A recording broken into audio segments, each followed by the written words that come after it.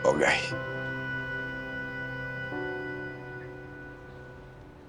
Alam ko kung gaano kasakit ang nararamdaman mo ngayon.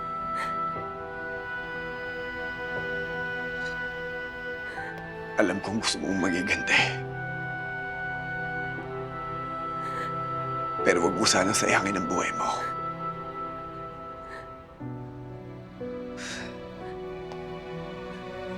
Huwag mo sayangin ang pagiging pulis mo.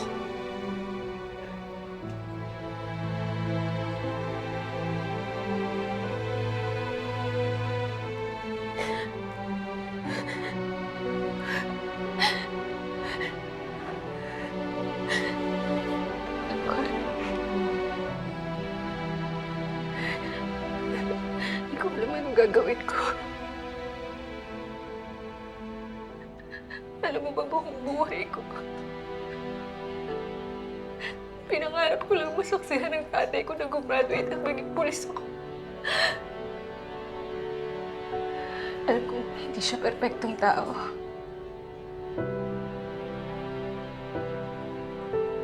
Pero para sa akin, perpekto siyang ama.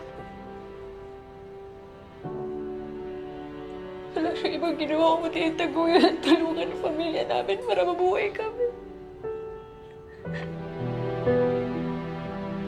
Kaya ako naging pulis para linisin ang pangalan niya. Pero ngayon, para saan pa? Para saan pa?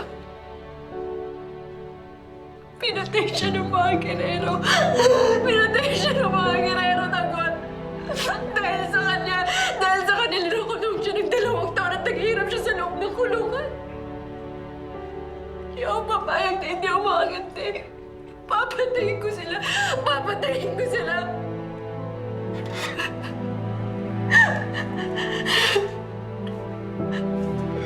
Ogay. Kung ano man ang gagawin ko to.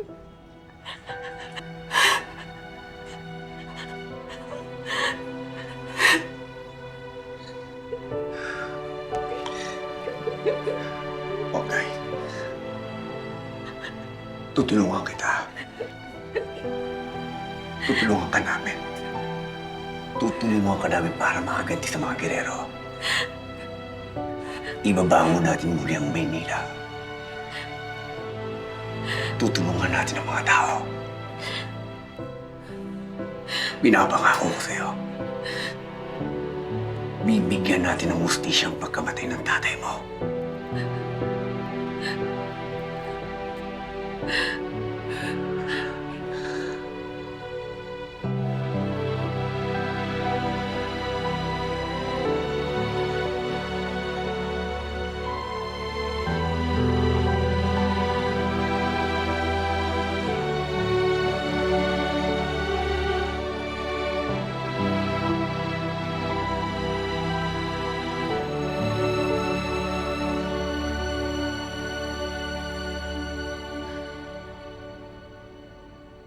Tanggol? Pwede ba ako tumira dito kahit pansamantala lang? Hindi ko na alam. Hindi ko kilala kung sino kalaban ko ngayon. Sa pagkamatay ni tatay, ni Tita Linda, sigurado ako hindi sila titigilan at hindi ako namamatay. Huwag ka mag-alala, Bonggay. Tutulungan ka namin. Mas mabuti na dito ka na muna. Para kahit paano, maprotektahan ka namin. Ano plano mo? Babalik ka pa ba sa trabaho mo? Kinakailangan. Ito na lang pinanghahawakan ko ngayon eh. Sa trabaho kong to, dito ako makakuha ng pagkakataong pagbayarin ng mga gerero.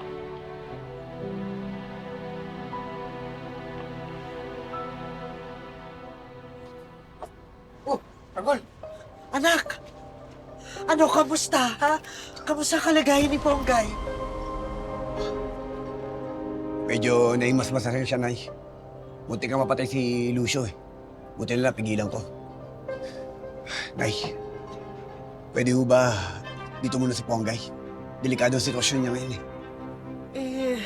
Naku, wala naman ako nakikitang problema doon. Mabuti nga yun eh. Ligtas siya dito at saka malayo sa panganib. Sino-sino pa ba magtutulungan kundi tayo din, di ba? Pero Tanggol, hindi tayo dapat nagpakampante, lalo na nasa atin na isa sa mga taon ng mga gerero. Pero hindi ka kaya nasundan dito. Kailangan natin silang pagkandaan, Tanggol. Baka magulanta na lang tayo, bigla tayong lusubin ng mga kalaban. Sige, Boss Ramon. Maghahanda kami bukas. Sisiguraduhin namin na hindi sila makakapasok. Maghanap kayo ng gasolina. Palibutan niyo yung buong paligid natin ng pasabog. Mga Toy, meron ba kayo dyan mga gasolina? Meron! Alam ko kung saan nakalagay. Oras. Sige namin.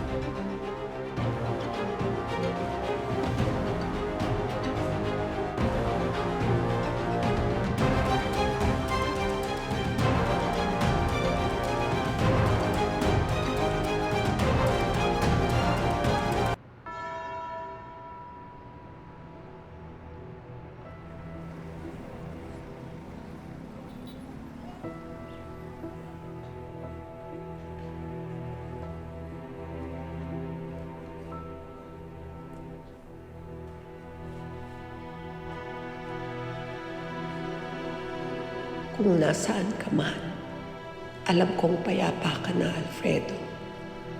Dadalhin ko lagi ang pagmamahal mo.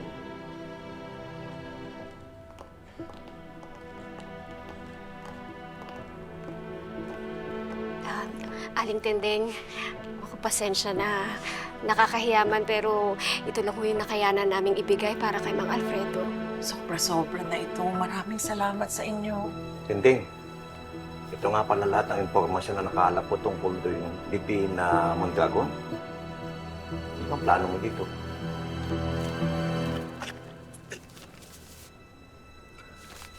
Pupuntahan ko si Tanggol. At gamit ito, patatalsikin natin ang mga gerero.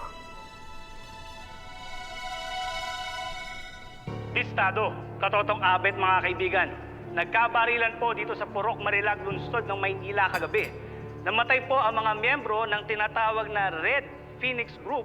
Kasama na po ang isang gun store owner na si Enrique Espinelli at ang isa pong ex-police na si Mauro Garcia at ang kanya pong may bahay na si Linda Sanchez. Patuloy pa rin po ang investigasyon para malaman kung sino nakasagupa nila at kung ano ang motibo ng patayan. Ang tanong, ligtas ba ba ang Maynila? Yan po ang ating alamin. Dito lang yan sa Listado.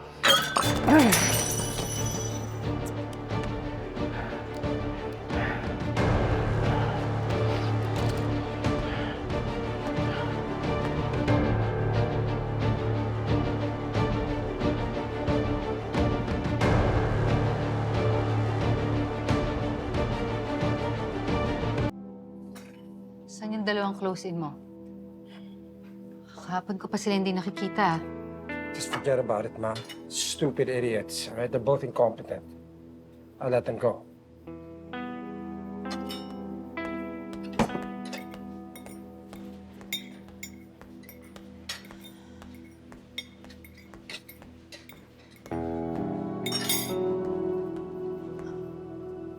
Roberto, may problema na naman.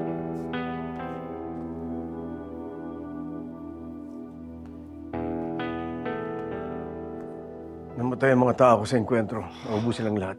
Jesus, pumalpak na naman mga tirador mo, kuya. What the hell happened? Sino gumawa? Alamin ko kung sino. Kuya, hindi pwede ma-associate mga pangalan natin sa mga yan. We can't be associated with those hooligans, especially not now. Sa laki ng gulo. Sa daming problema na sabay-sabay, sa daming gulong nangyayari, kailangan natin mag-isip ng isang paraan para matanggal ang atensyon ng mga tao sa atin. Isang paraan na pwede natin silang paligayahin. Event, fiesta, anumang gathering na para mapaligayan natin sila at mawalang atensyon sa atin. Yun ang kailangan natin pag-isipan. Tamang-tama. Kinukulit ako ng kapitan ng Barangay Mabini. gusto nilang bigyan ng parangal ang papa ninyo, patulan na natin. Maganda yan para sa pangalan natin. Ganun naman, di ba, pag politiko? Pag may problema, edi magpa-happening agad para matanggal yung atensyon ng mga tao doon. Gamitin na natin si Pa, Kuya. Wala siyang skandalo bilang ex-mayor. Mabango siya sa mga tao. Miguelito.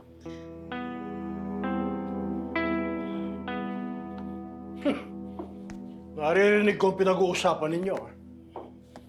Anong binabalak ninyo? Gagamitin niyo na naman ang pangalan ko? Ha? You must admit, Pa, it's good PR. Yes, may konting hiccup sa panunungkulan ko, but that doesn't change who I am. I'm a guerrero, Pa. Tang guerrero tinitingala, nirirespeto at ginagana.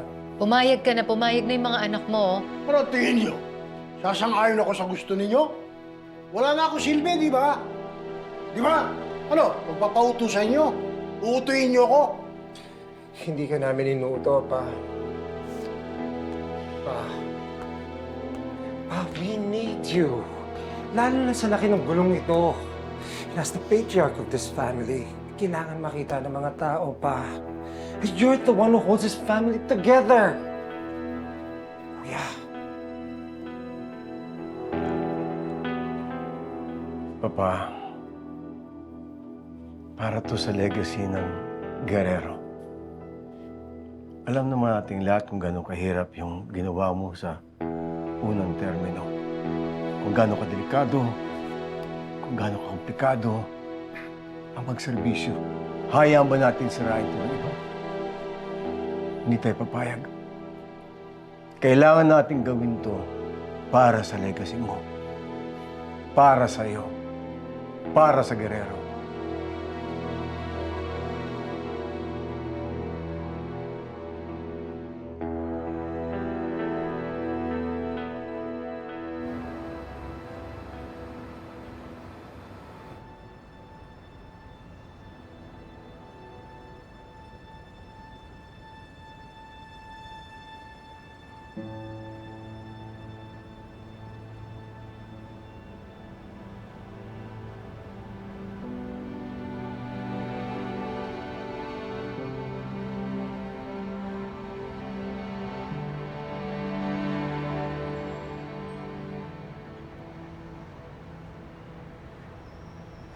Lo.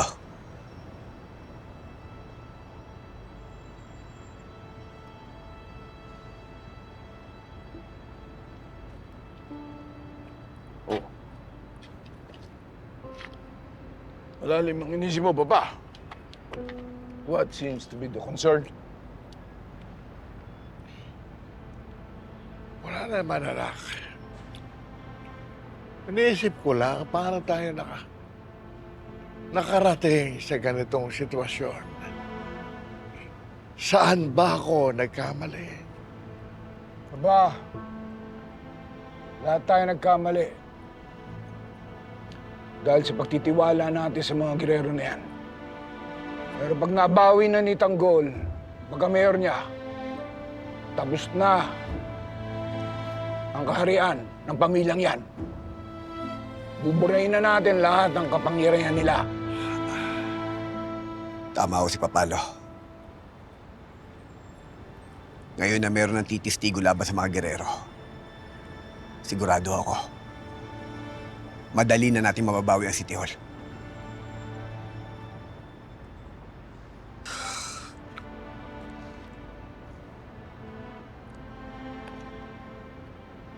Maraming salamat. Salamat sa pagbabagong ginawa mo sa buhay namin ng iyong ama at sa pagbabagong gagawin mo sa lungsod ng Manila. Maraming salamat.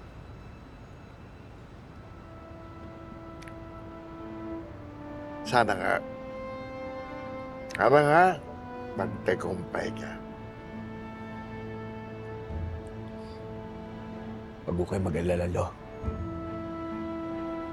Pinapangako ko po sa inyo. Gagawin ko ang lahat para mabawi natin ang Maynila. At kung sakali na akong maupo sa pwesto,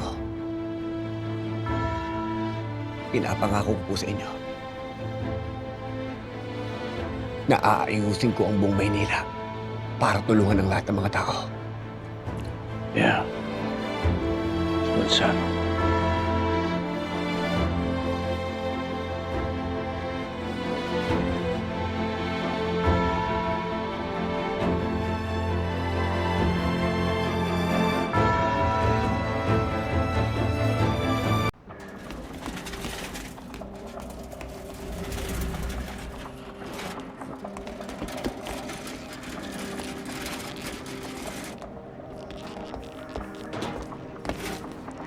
Una! Magtamba ka na pagkatapos yan! Tanos, magtamba ka dito!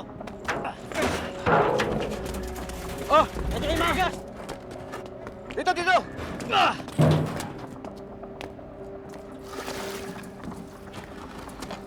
Ah! Ah! Tabi, tabi!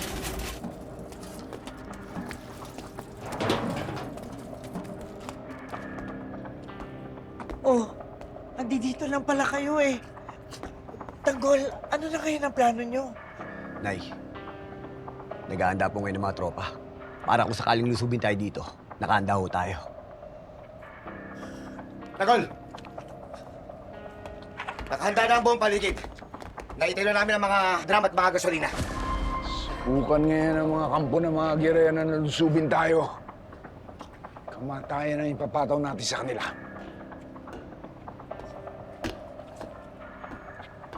Monggay, kapusta ka na? Maraming salamat po sa inyo. Sa ngayon, papasok muna ako sa presinto. Bongay, masyadong delikado kung papasok ko ngayon sa presinto. Hindi tanggol, kailangan ko pumasok sa presinto. Para makakuha pa ako ng sapat na ebidensya laban sa mga gerero. Naisip ko kanina, kailangan natin makakuha ng statement mula kay Lucio. Record natin kung anong mga nalalaman niya, lahat, tungkol sa mga gerero. Pag nakuha natin yun, magiging malakas yung ebidensya natin.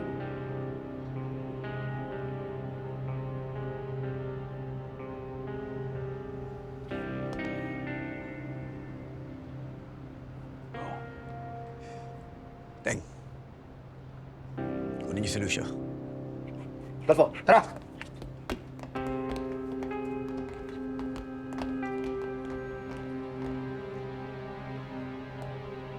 Saan nga? Aray, tawag mo akong hilahin. Aray, may mga sugat pa ako. Sakit na ng katawan ko. Asal! Sakit! Boss, wala ba kayong gamot dyan? Gamutin niyo muna ako. Manahimik ka na! Maraming sugat. Tigilan mo yan! Tigilan mo! Kailangan namin malaman ang katotohanan mula sa'yo. Aminin mo lahat ng nalalaman mo tungkol sa mga gerero. Sabihin mo dito, lahat o talagang gusto mong tumulong. Oo, sabihin mo dito! Ito na lang ang meron ka para makabayad sa lahat ng kasamaan na ginawa mo sa akin. Ayusin niyo! Tiga! Pagkatapos! Alam ko na ang gagawin niyo. Kilala kita, Tanggol. Papatayin niyo ako pagkatapos masabi kong lahat. Lucio, kilala mo si Tanggol. Kung hindi ka magsasalita, pahihirapan ka muna namin bago ka namin patayin. Hayaan niyo na. Hindi niya kinakailangan magsalita. Tiga!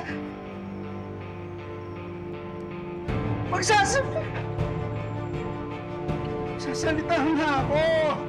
Dahil pangako mo.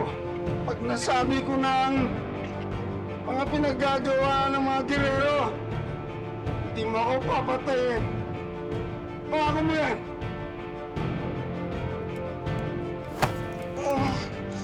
Huwag mo na kaming paikot-ikutin. Kung magsasalita ka na. Dahil kapag nainip ako, masasabugin ko ang ulo mo.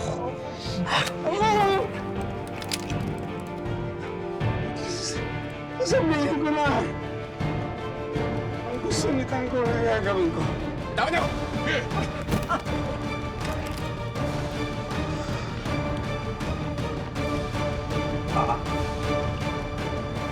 Ako si Lucio Liberan. kilala rin ako bilang si Angkong Lucio. Tauhan kami ng mga Guerrero. Ni Vice Mayor Roberto Guerrero.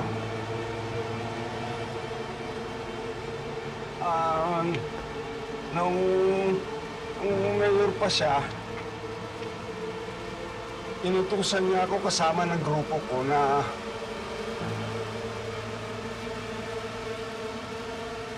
pasabugin yung meeting de avance ni Tanggol.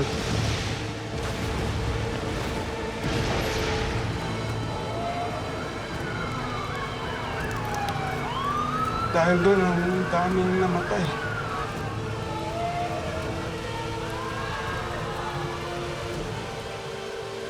Tapos nung eleksyon, inutusan niya ulit kaming trabahuin para mapanalo sila, mga Guerrero. Pinasok namin yung akong may computer. May kasama kaming hacker na nakasalalay yung pagkapanalo ng mga Guerrero dito. Magmamanipula ng mga resulta ng eleksyon. Pagkatapos nun, pinatay namin yung hacker. Inilibing namin doon sa isang bakanteng lupa kasama ng mga SD cards. At lahat ng mga yun ay utos ni Roberto Guerrero.